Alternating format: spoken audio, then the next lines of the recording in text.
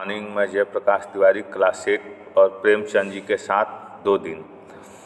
इसमें आज हम लोग भाषा की पहचान पढ़ेंगे और भाषा की पहचान के माध्यम से सबसे पहले भाषा, लिपि और व्याकरण के बारे में हम लोग जानेंगे।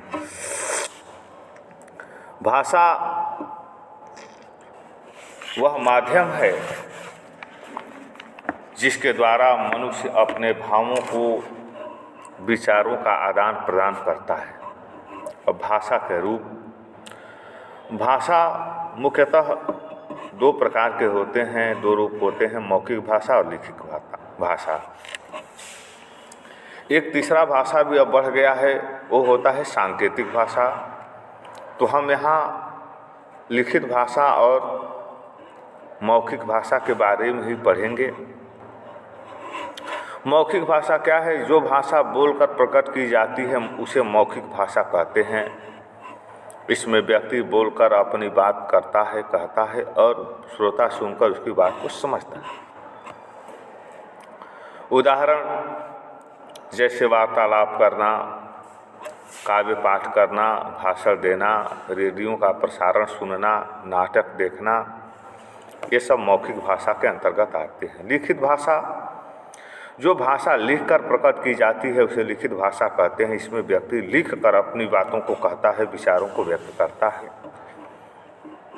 जैसे पत्र लिखना, समाचार पत्र, पत्रकारिता, लेख के माध्यम से बात कहना, कहानी के माध्यम से बात कहना, संस्मरण के द्वारा बात कहना, ये लिखित भाषा कही जाती है।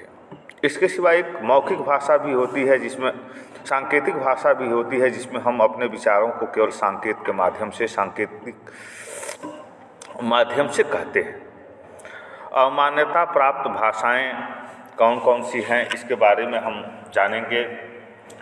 तो जिन भाषाओं को संविधान द्वारा मान्यता दी जाती है उन्हें मान्यता प्राप्त भाषाएं कहती हैं। आज हिंदी सहित 22 भाषाओं को भारत में मान्यता मिल चुकी है।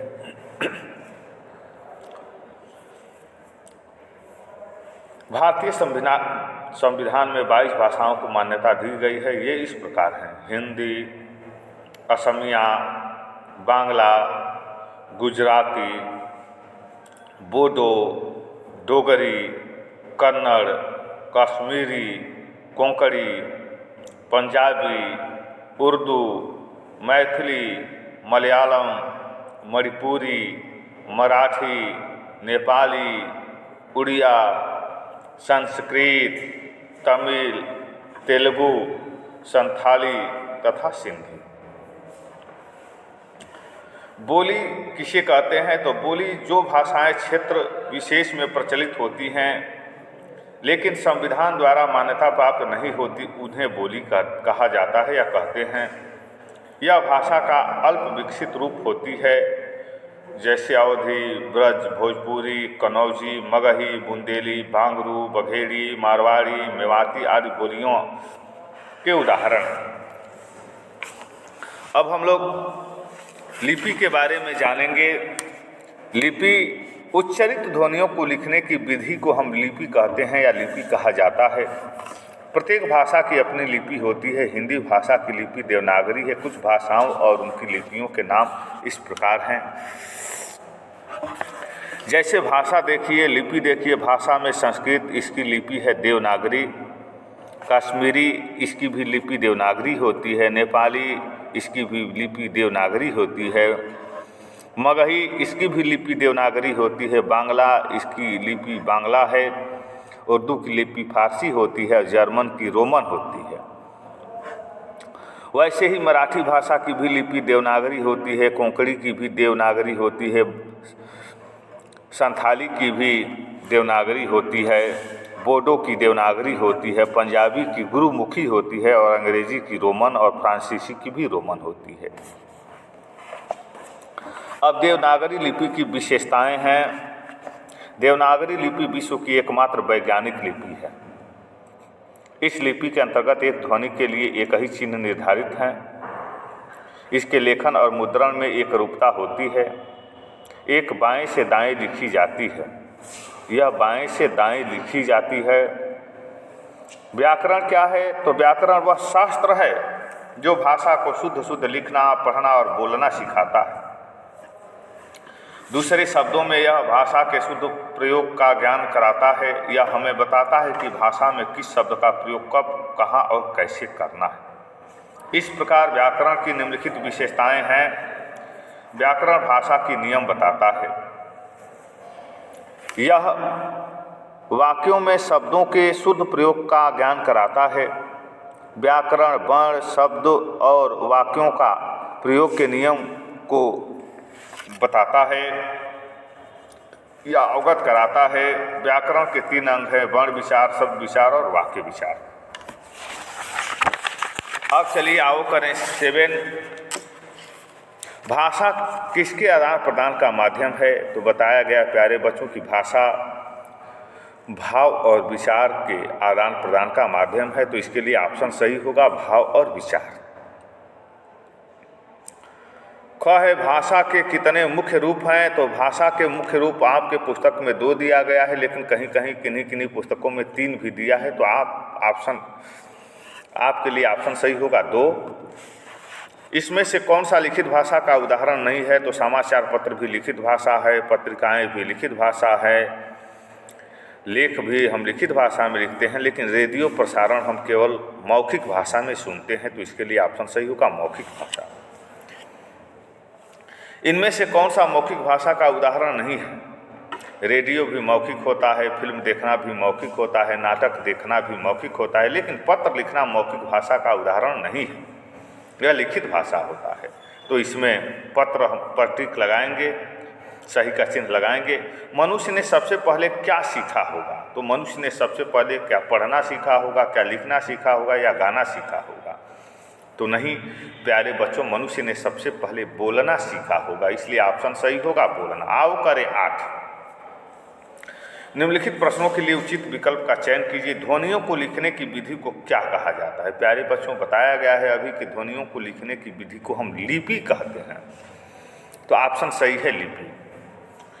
किस भाषा की लिपि देवनागरी नहीं है? किस भाषा की? तो इसमें जितनी भाषाएं दी गई हैं, संथाली, नेपाली और बोडो, ये तीनों की भाषा लिपि देवनागरी होती है। केवल एक उर्दू है जिसकी लिपि फारसी होती है, इसलिए ऑप्शन सही होगा उर्दू। इसके बाद दिया है प्यारे बच्चों, किस भाषा की लिपि रोमन नहीं है? कोंकणी, बाकी सभी भाषाओं की, अंग्रेजी, फ्रांसीसी और जर्मन तीनों भाषाओं की लिपि रोमन होती है, लेकिन कोंकणी की भाषा लिपि रोमन नहीं होती है। पंजाबी भाषा की लिपि कौन सी है? तो पंजाबी भाषा की लिपि गुरुमुखी है। गुरुमुखी ऑप्शन सही है।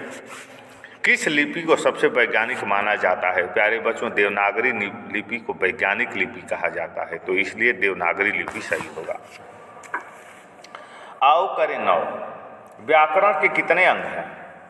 तो व्याकरण के प्यारे बच्चों 3 अंग होते हैं। व्याकरण हमें क्या नहीं सिखलाता?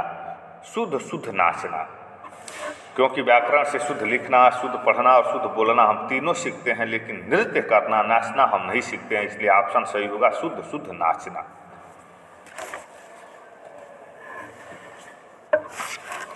इनमें से कौन सा व्याकरण का अंग नहीं है? वर्ण विचार, वाक्य विचार, शब्द विचार, ये तीनों व्याकरण के अंग हैं। कथा विचार व्याकरण का अंश नहीं है या अंग नहीं है, तो ये ऑप्शन सही होगा कथा विचार। व्याकरण किसका नियम बताता है? तो व्याकरण भाषा का नियम बताता है, लिपि, बोली और भाषण का नियम नहीं बताता है, केवल भाषा का नियम बताता है। ऑप्शन सही होगा भाषा। व्याकरण को क्या माना जाता है? तो व्याकरण एक शास्त्र है, एक शास्त्र है। व्याकरण एक विद्या है, इसको एक विद्या माना जाता है, एक शास्त्र माना जाता है। आओ करें 10। निम्नलिखित भाषाओं को उनकी लिपियों से मिलान कीजिए। बोडो, प्यारे बच्चों बोडो की लिपि जो है देवनागरी होती है, तो आप देवनागरी से मिलान करेंगे।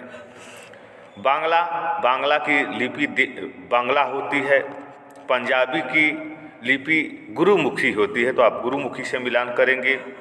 उर्दू की लिपि फारसी होती है, आप फारसी से मिलान करेंगे। अंग्रेजी की लिपि रोमन होती है, आप रोमन से मिलान करेंगे। संस्कृत की लिपि देवनागरी होती है, तो आप देवनागरी से मिलान करेंगे। और फ्रांसीसी की लिपि रोमन होती है, आप रोमन से मिलान करेंगे।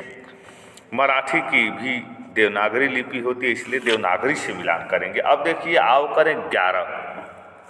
नीचे कुछ मान्यता प्राप्त भाषाएं और बोलियां मिल गई हैं, इनको अलग अलग करके सही स्थान पर लिखना है। तो मान्यता प्राप्त भाषाएं सबसे पहले लिखेंगे असमिया, बांग्ला, गुजराती, बोडो, डोगरी, ये भाषाएं हैं। अब बोलियां कौन कौन से हैं उसको एक तरफ हम लोग कर लेते हैं। भोजपुरी बोली है, कनौजी बोली है, मगही बोली है, बुंदेली बोली है और बघेली बोली है। प्यारे बच्चों, इस वीडियो में बस इतना ही, फिर हम अगले वीडियो में मिलेंगे। धन्यवाद।